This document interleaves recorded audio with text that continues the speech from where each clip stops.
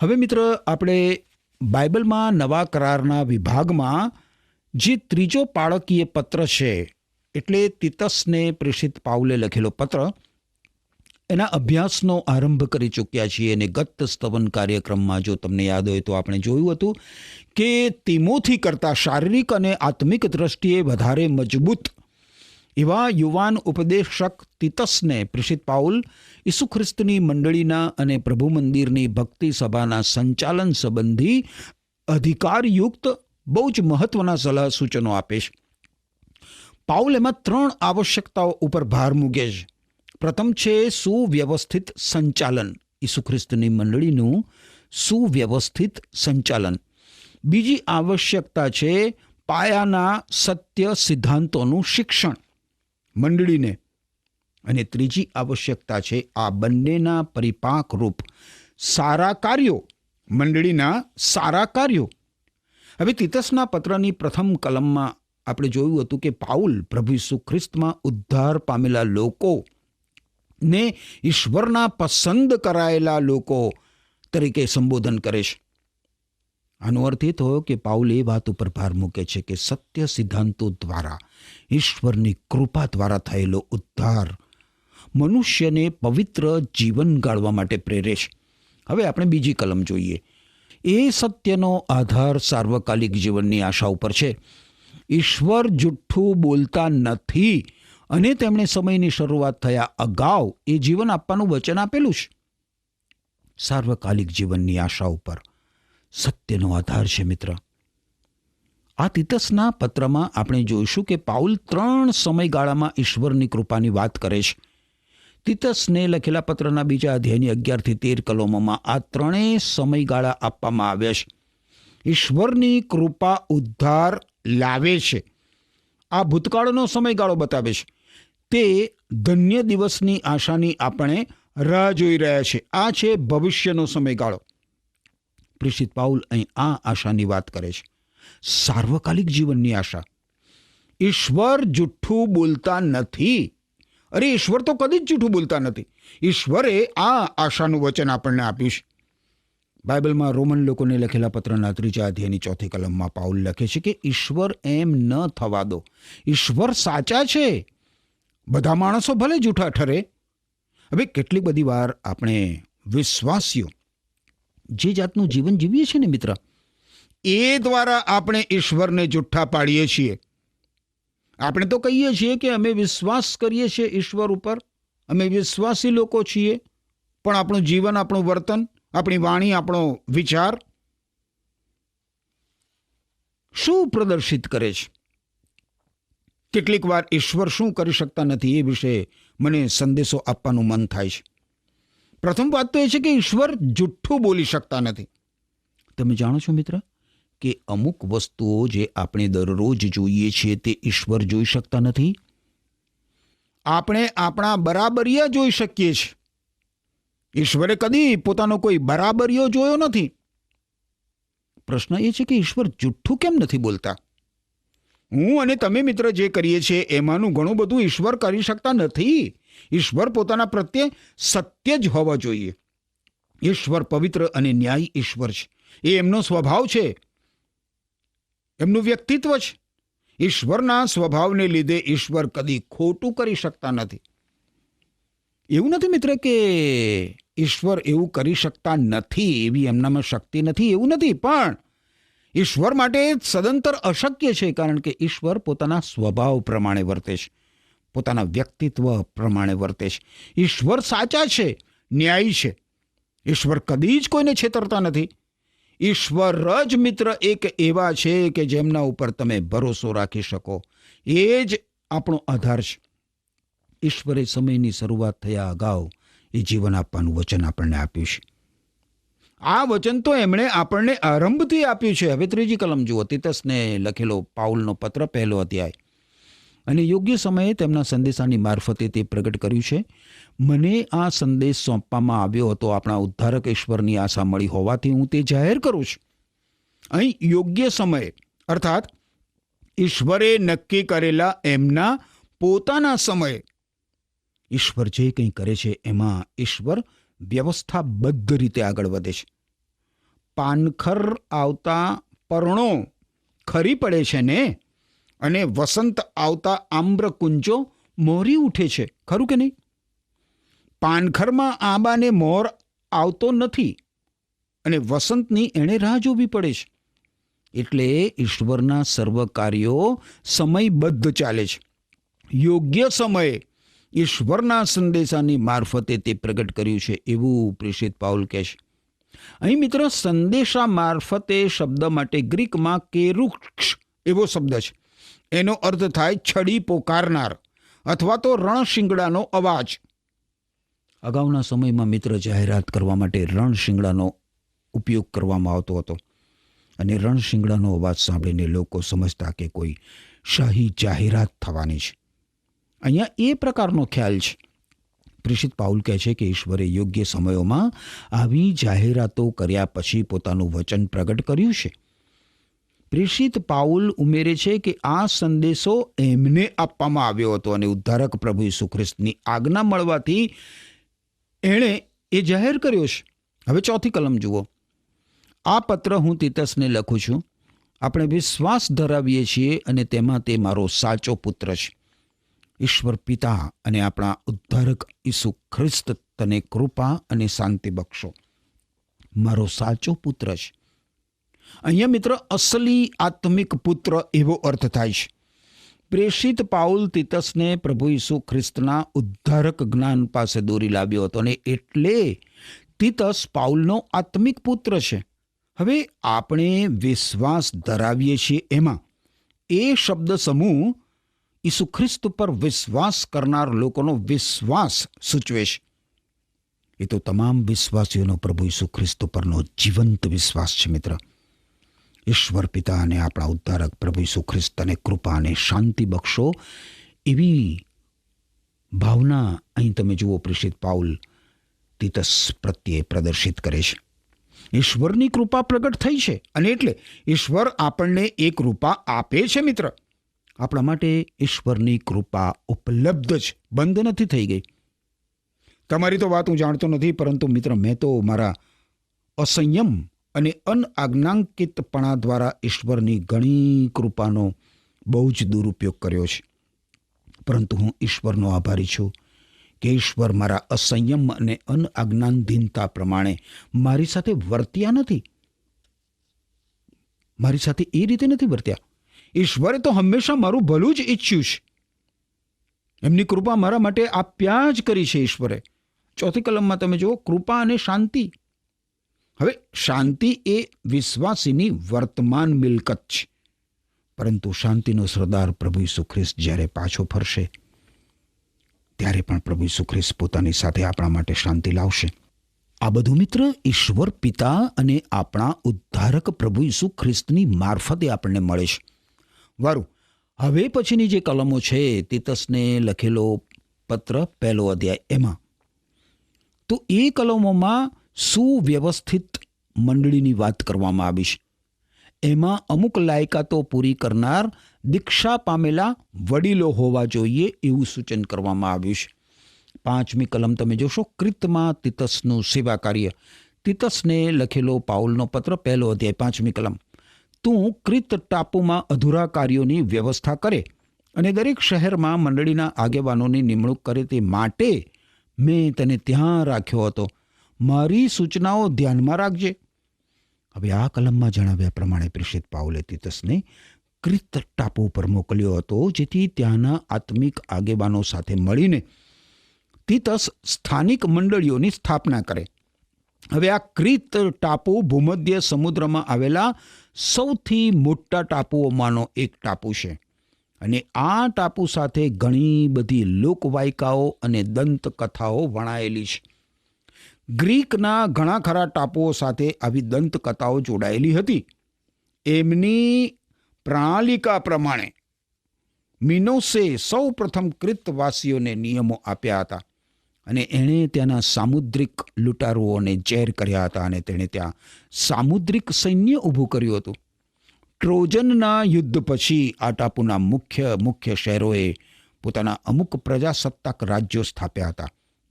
એ બધા સ્વતંત્ર હતા. ઈસવીસન પૂર્વે 67માં ક્રિત ટાપુ રોમના સામ્રાજ્યમાં જોડી દેવાયો હતો.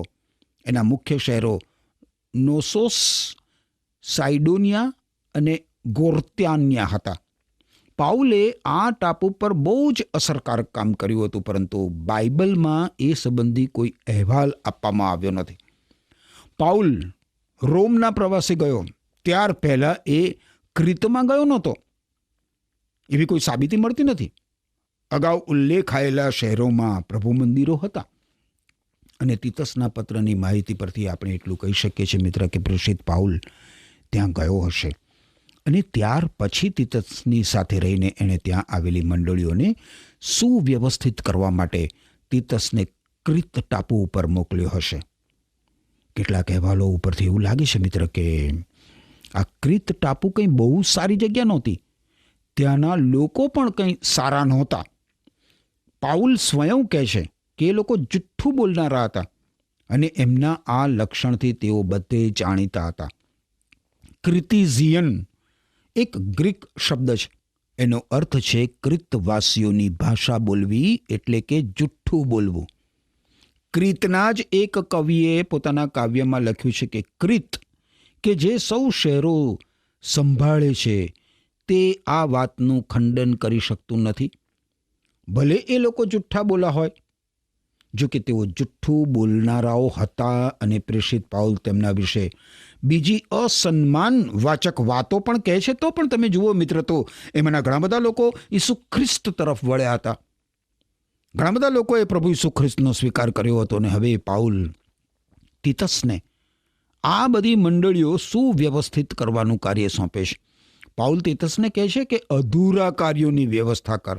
અધૂરા કાર્યોની વ્યવસ્થા કર અને દરેક શહેરમાં મંડળીના આગેવાનોની નિમણૂક કર. હવે આગેવાન માટે વડીલ શબ્દનો પ્રયોગ પણ કરવામાં આવે છે મિત્ર. અને વડીલ પ્રભુ ઈસુ ખ્રિસ્તની મંડળી માટે કૃપાદાનરૂપ હોય છે. કોઈ માણસના માથા ઉપર હાથ મૂકીને દીક્ષા આપવાની ક્રિયા કરવાથી કોઈ વડીલ કે કોઈ આગેવાન બની જતા નથી મિત્ર. પરંતુ હું માનું છું મિત્ર કે જે માણસોને આગેવાન કે વડીલ માટેનું કૃપાદાન મળ્યું હોય તેવાઓને માટે આ ક્રિયા જરૂરી છે.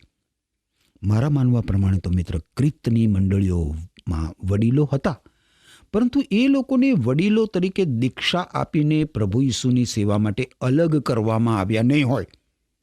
મંડળીઓ ઉપર નિરીક્ષણનું તાલંત કેટલાક લોકો ધરાવતા હતા. અને પ્રેષિત પાઉલ તીતસને એમની નિમણૂક કરવાનું, એટલે કે વડીલો અને આગેવાનોને અલગ કરવાનું કાર્ય સોંપે છે ઈશ્વરને માટે, ઈશ્વરના સેવા કાર્યને માટે. દરેક શહેરમાં નિમવા માટે પાળક ક્ષેત્ર સમિતિના સભ્યો કે જેઓ મંડળીમાં આગેવાનોનું કામ કરે છે, એમની પાસે આગેવાની માટેનું તાલંત તો હોવું જ જોઈએ મિત્ર. આવા કૃપાદાન વગરના કેટલાક માણસોને મંડળીમાં આગેવાનો તરીકે નિમવામાં આવે તો કેટલા ભયંકર પરિણામો આવે છે. આજની આપણી વર્તમાન મંડળીઓમાં આ મોટો પ્રશ્ન છે. બીજો પ્રશ્ન એ છે મિત્ર કે જેમને આગેવાની કરવાનું કૃપાદાન છે એમને આગેવાન તરીકે નિમવામાં આવતા હોતા નથી. આનું પરિણામ શું આવે છે? આના પરિણામે ઘણી બધી મંડળીઓનો વહીવટ ખોટા માણસોના હાથમાં આવી પડે છે અને પછી ત્યાં કેટલી બધી સમસ્યાઓ સર્જાય છે, કેટલા બધા પ્રશ્નો ઊભા થાય છે. વારું, આ પછીના વચનમાં આગેવાનો કેવા હોવા જોઈએ એનું વર્ણન કરવામાં આવ્યું છે. તીતસને પાઉલે લખેલો પત્ર, 1 અધ્યાય 6 કલમ જુઓ કે છે આગેવાન નિર્દોષ હોવો જોઈએ, તેને એક જ પત્ની હોવી જોઈએ, તેના બાળકો ઈસુ ખ્રિસ્ત પર વિશ્વાસ રાખનારા હોવા જોઈએ અને ચારિત્રહીન કે અનઆજ્ઞાંકિત ન હોવા જોઈએ.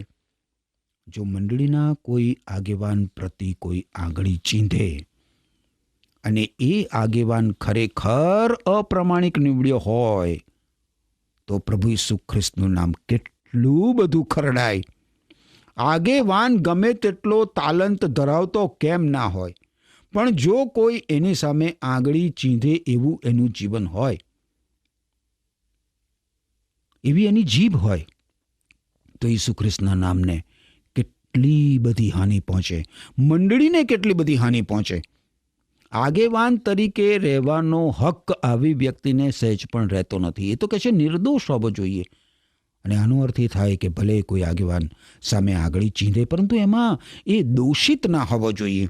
આગેવાનની વર્તણૂક વિશ્વાસીને છાજે એવી અને પ્રભુ ઈસુ ખ્રિસ્તના નામને હાનિ ન પહોંચે એવી હોવી જોઈએ.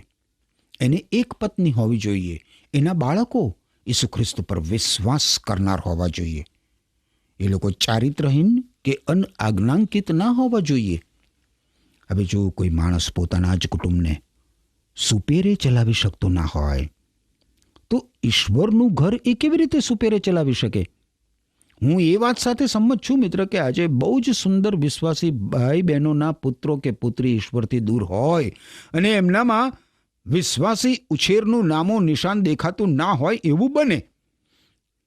એ વ્યક્તિ, એનું કુટુંબ અને એના ઘરનું વાતાવરણ ઈસુના રંગે રંગાયેલું હોય અને કદાચ એના કોઈ પુત્રમાં એનાથી વિપરીત લક્ષણો હોય કે કોઈ પુત્રી નઠારી હોય, એમાં એ વ્યક્તિનો કંઈ વાંક ના હોય, તો પણ મિત્ર આવી વ્યક્તિને મંડળીમાં આગેવાન હોવું ઘટારત નથી ઈશ્વરના પવિત્ર વચનો પ્રમાણે.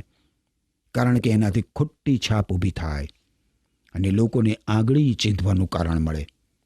આવા આગેવાનને મંડળીમાં અમુક વ્યક્તિ વિશે ન્યાય કરવાનો આવે ત્યારે લોકો એની તરફ આંગળી ચીંધે કે ના ચીંધે?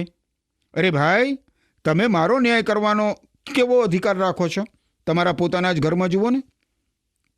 ઈસુ ખ્રિસ્તના નામને કારણે, મંડળીમાંના તેના સ્થાનને કારણે મંડળીના આગેવાનના બાળકો પ્રભુ ઈસુ ખ્રિસ્ત પર વિશ્વાસ રાખનારા હોવા જ જોઈએ મિત્ર.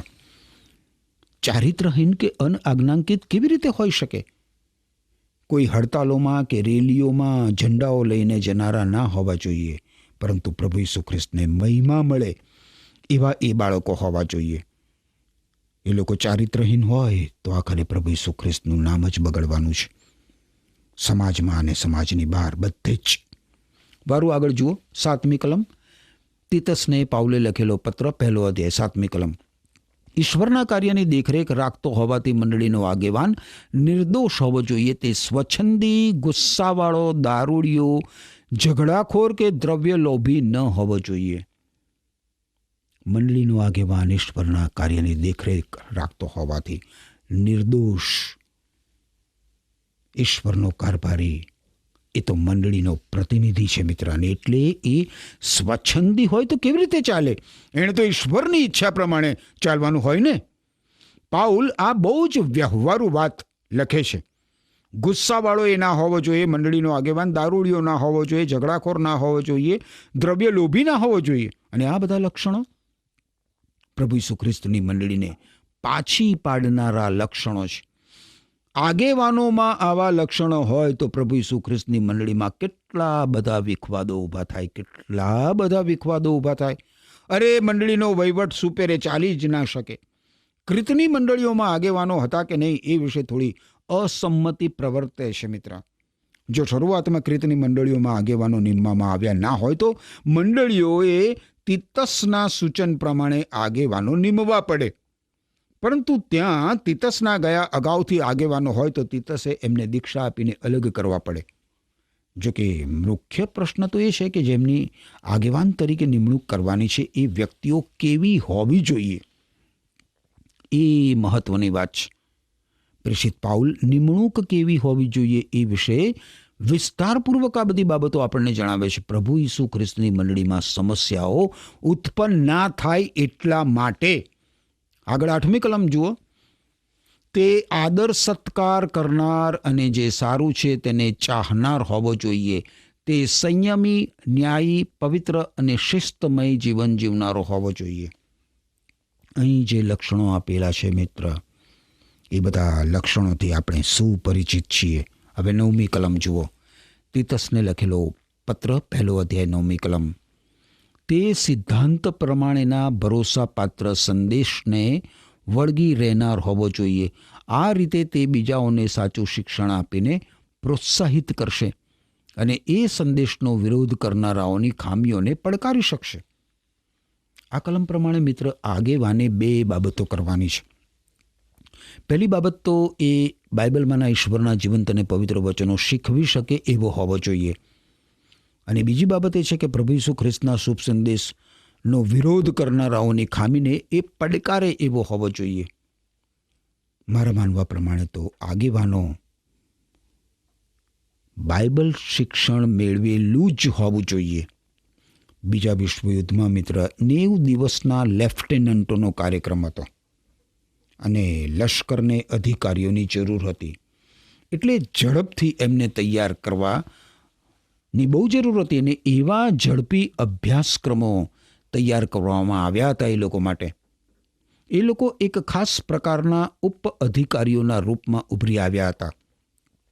આપણે યાદ કરીએ મિત્ર કે તિમોથીને લખેલા પહેલા પત્રના 5મા અધ્યાયની 22મી કલમમાં પ્રેષિત પાઉલ ઉતાવળથી કોઈ માણસના માથા પર હાથ મૂકવાની મનાઈ ફરમાવે છે.